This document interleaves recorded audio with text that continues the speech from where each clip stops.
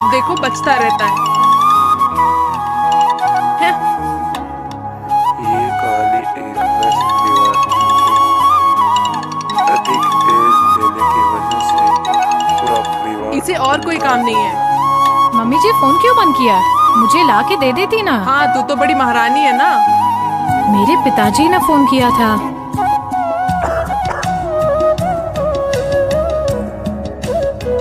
हाँ हेलो। पिताजी, मैं मोनिका बोल रही हूँ। आपने फोन किया था? वो इसलिए कि तुम्हारी माँ की तबीयत ठीक नहीं है। क्यों, क्या हुआ?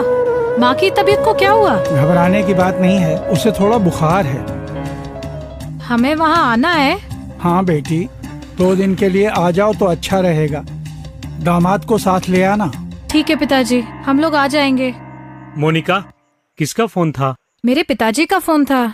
माँ की तबीयत ठीक नहीं है, हम दोनों को वहाँ जाके 2 दिन रुकने के लिए बोल रहे हैं। ए सुन, तू वहाँ नहीं जा सकता। चाहे तो इसे भेज दे, ये हो आएगी।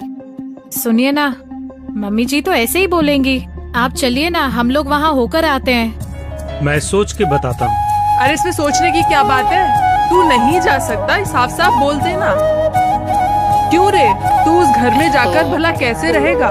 तुझे तो एसी रूम में सोने की आदत जो पड़ी है। वहाँ गर्मी में सड़ के, मच्छरों से कटवा के बीमार पड़ना है। मोनिका, माँ जो कह रही है वो भी सही बात है। तुम होके आ जाओ ना, कहो तो मैं तुम्हें कार से ड्रॉप कर देता हूँ। ठीक है।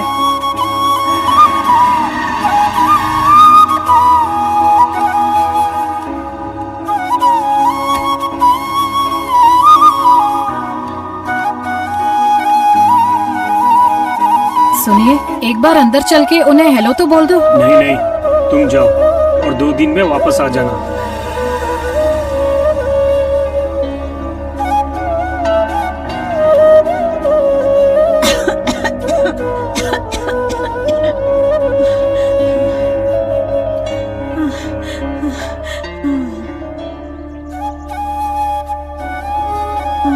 ठीक हो जाओगी।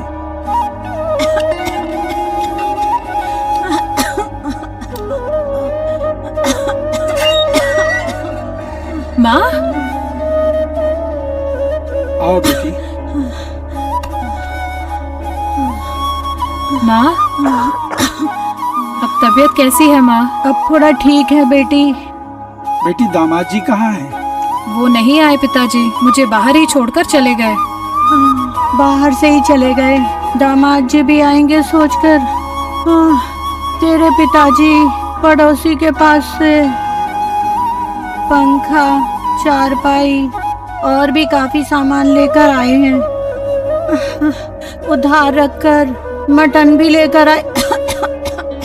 रहने दो, ये सब उसे क्यों बता रही हो? तुम जाके हाथ मुंह धो के आ जाओ। होटल से इडली लेकर आया हूँ, कुछ खा लेना। ठीक है पिताजी। हाँ।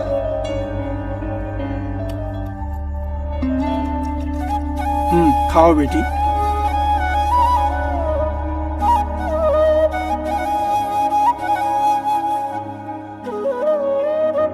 पिताजी, आपको ऐसे देख के बहुत तकलीफ हो रही है। यही सोच सोच के मैं बहुत दिनों तक रोई। इतने बड़े घर में कितने ऐशो आराम से जी रहे थे। एक बड़ा घर देखकर वहाँ मेरी शादी करवाने के लिए घर का सामान सब कुछ बेचकर पैसा दहेज में देकर आप इतना दुख उठा रहे हैं। रो मत बेटी, हमारी तो उम्र हो गई है, कैसे भी जी लेंगे। लेकिन तुम्हारी अभी पूरी जिंदगी पड़ी है और तुम सुखी से रहो, हम बस यही चाहते हैं। पिताजी, मेरे लिए अगर आप दहेज नहीं देते तो ऐसे दुख नहीं उठाने पड़ते ना। सुनो बेटी, तुम बेकार में परेशान मत हो। हम ईशु को खोजेंगे और वो सब कुछ संभाल लेंगे बेटी। बस तुम रो नहीं, मत रो, रो मत बेटी।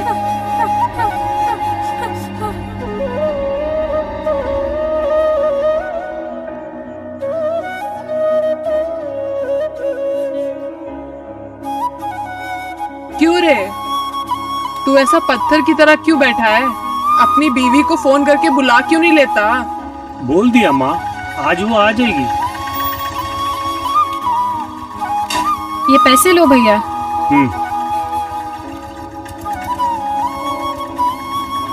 क्यों री, आ गई तू आएगी सोचकर तेरा पति सुबह से वेट कर रहा है। मैं वापस आ गई हूँ। इसे क्या हुआ जो इतनी चिढ़ती हुई जा रही है? मुझसे फूटे मुंह से 2 बात करके भी नहीं गई। अरे छोड़ो ना माँ, उसे किसी बात का टेंशन होगा।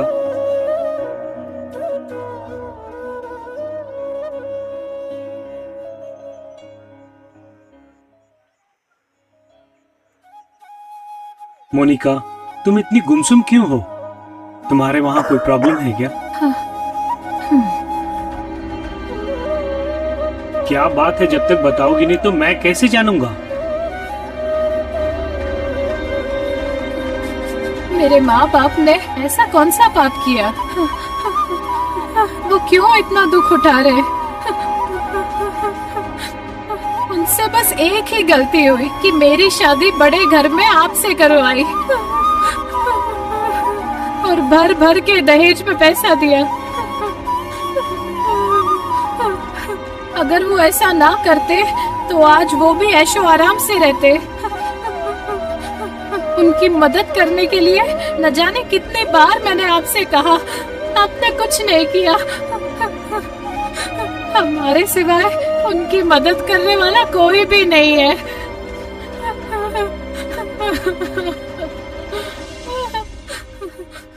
अरे वाह, इसकी आंखों से तो आंसू की नदी बह रही है। ए सुन, ये जो आंसू बहा रही है उन आंसुओं में तो डूब मत जाना, नहीं तो रोक कर तेरे पास जो कुछ है वो सब का सब छीन लेगी। तू जाके अपना काम देख जाना।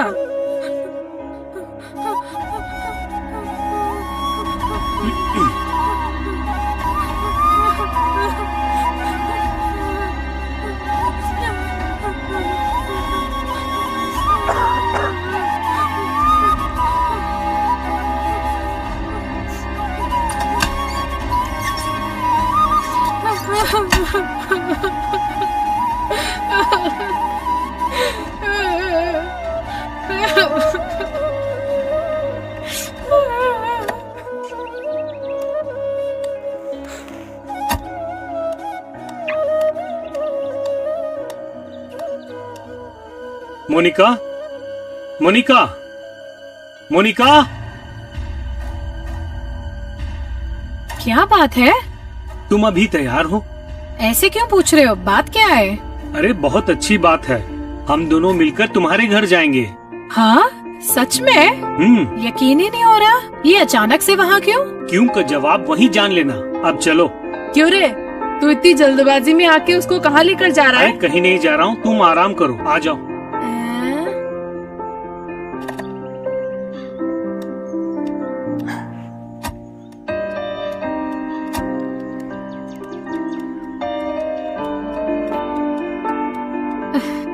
पिताजी, हाँ। देखो तो जरा कौन आए हैं। नमस्ते बेटे, आओ बेटी। क्या बात है बेटी, एकदम अचानक से यहाँ? क्या बात है, मैं भी नहीं जानती। बहुत सस्पेंस रखा है। एक काम करो, तुम खुद इनसे पूछ लो। तुम ही बताओ बेटे, कोई खास बात है क्या? हाँ, खास बात ही है। मैंने मन फिरा लिया है और यही बात खास है। सच में? सुन के अच्छा लगा बेटे। पिताजी, इतने दिनों तक आपका दुख मैं जान ही नहीं पाया, लेकिन आज मैं सच में जान गया। लीजिए, ये रख लीजिए, इसमें 5 लाख रुपए हैं। हाँ। ये आप रख लीजिए। ये सब क्या है बेटे एकदम से? पहले ये पकड़िए ना, ये आपके ही पैसे हैं जो आपने मुझे दहेज में दिए थे।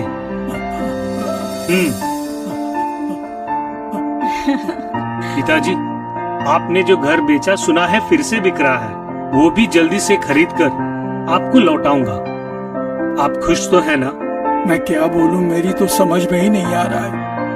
सुमति, देख लिया ये सब क्यों हुआ, कैसे हुआ, मुझे समझ में ही नहीं आ रहा है। ये क्या? ये तो मेरे लिए भी आश्चर्य है।